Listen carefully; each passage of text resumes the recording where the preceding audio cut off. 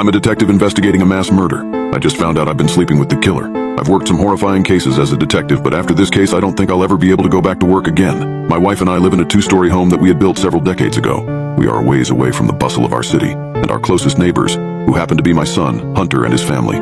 We enjoy living in relative solitude. I take our German Shepherd, Mr. Morris, on regular walks through the woods to take my mind off my job and the horrifying things I deal with every single day. Today was different though, and I was about to investigate the worst case of my entire life. I started my day off the same as any other. I had a cup of coffee, put on my worn sneakers, and took Mr. Morris on a walk at about 6 in the morning. My wife, a school teacher, had already departed for the day. The sun was peeking out over the horizon, bathing the light layer of snow in orange light. Mr. Morris ran out ahead of me, coming to a stop at the pond that we usually fished at. He promptly began barking, staring out across the water. I came to a stop beside him and looked across the black surface. Either my eyes were playing tricks on me or someone was on the other side of the pond. It was still dark enough that I questioned myself and rubbed my eyes before glancing again at the other bank. Nothing. Mr. Morris continued barking for a few more seconds, but eventually a squirrel caught his attention. I wasn't so easily distracted. I continued to scan the trees across the way, but finally dismissed the subtle movement as that of an animal of some sort. Mr. Morris and I continued our walk without incident. I flipped on the news and sat down with a bacon, egg, and cheese croissant. Mr. Morris likewise lapped up the fresh food that I had placed in his bowl. I took a bite of my croissant and focused on the television set. The newscaster was discussing the disappearance of a local woman, Denise DeWolf.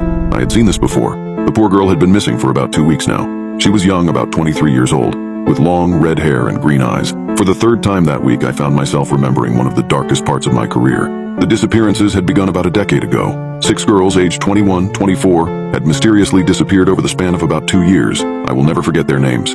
Patricia Bledsoe, Karen Whitaker, Julia Voss, Jamie Calloway, Nia Justice, and Tatiana Graves. They all had 2 things in common: red hair and green eyes. Only the partial remains of 2 of them had ever been found. There had been no forensic evidence and no groundbreaking leads. Someone claimed to have seen a man with one of the girls on the night she disappeared, but that was about as close as we got to ever identifying the sick person who was taking these girls. This case was more than a little personal for me. Patricia Bledsoe was my wife's niece. I had known her since she was a little girl.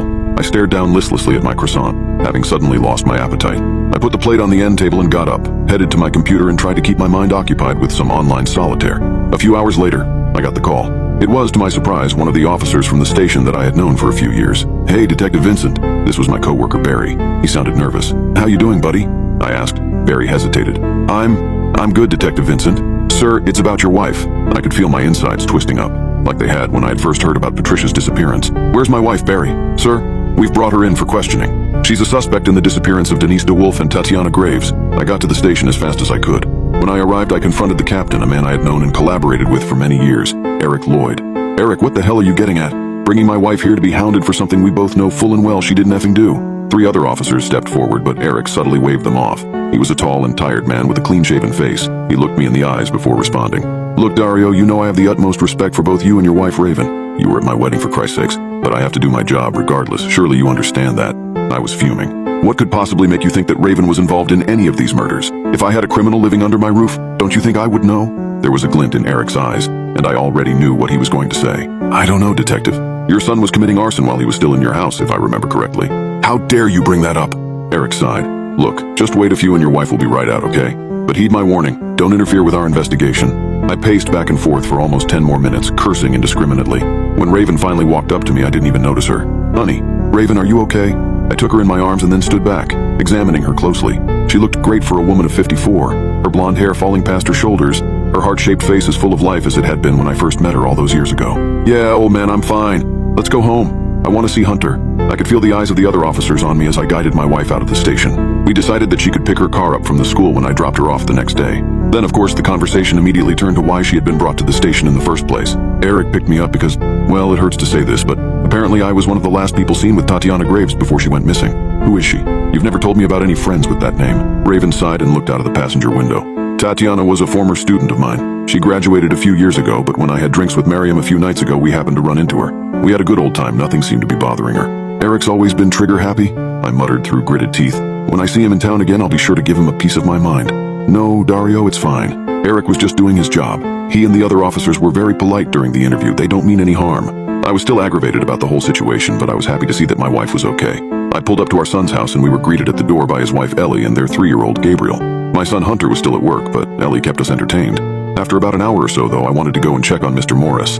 Ellie volunteered to drop Raven off after Hunter got back from work, so I went back to the house alone. Mr. Morris was waiting for me in the yard. I scratched him behind his ears and we both went inside. Curious and with time to kill, I set my eyes on the computer again. I had sworn to myself long ago that I would be the one to catch this murderer. When I searched Tatiana Graves' name, her image popped up. I groaned, shaking my head. She bore a pretty damn good resemblance to Patricia, as did all of the others who had vanished before her. It hurt to look at her for too long, so I scrolled down to read more info about her disappearance. She was 21, having graduated from the school that my wife taught at 3 years ago. Besides that, nothing else was really known about her. There was nothing said about her hobbies or occupation. I scrolled down to the comment section, wondering if anyone might post anything more in-depth. The first comment I saw read, "Whore. She got what she deserved." Either these women were horrible, horrible trolls, or else Tatiana had built a sort of poor reputation for herself. I was done with this regardless. It was time for a walk. The air was as frigid as I wanted to be towards Eric the next time I saw him. I trudged along behind Mr. Morris, who stopped to pee on every tree before we came to the pond again. I remembered the strange movement that I had seen earlier that day and decided to investigate. I made my way to the other side of the pond, which was quite honestly a rarity. I intended to look for footprints, but the light snow had already melted. Still, I investigated the area and came to a quick conclusion. Someone had most definitely been here. A piece of black plastic, as though from a trash bag, had caught onto a hanging branch. It hadn't faded in the sun, nor was it dirty from prolonged exposure. I reached up and fingered it curiously, reminding me of last night with my wife, then looked around.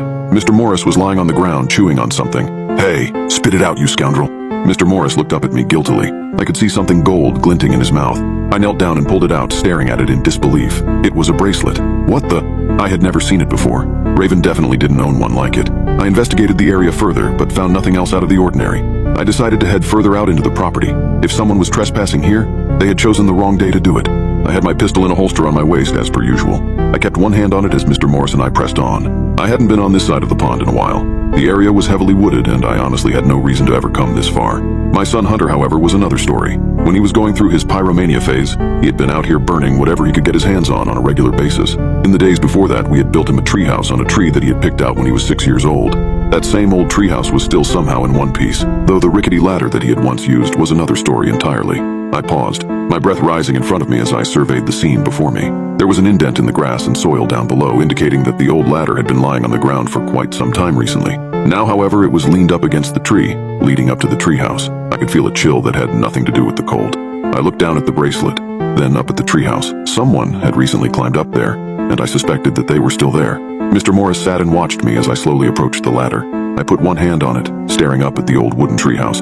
"My name is Dario Vincent, and if anyone is up there, you have trespassed on my property. Come out now and I won't get the proper authorities involved." Silence. The wind blew, fluttering my jacket and hood.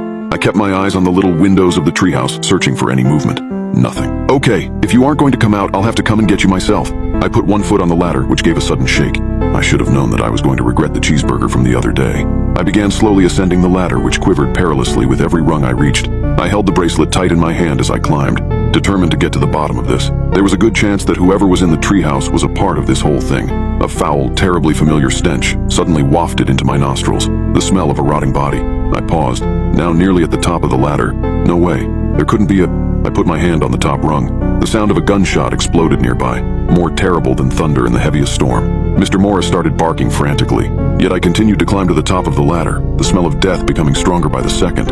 Inside the treehouse, it was a scene from a horror movie.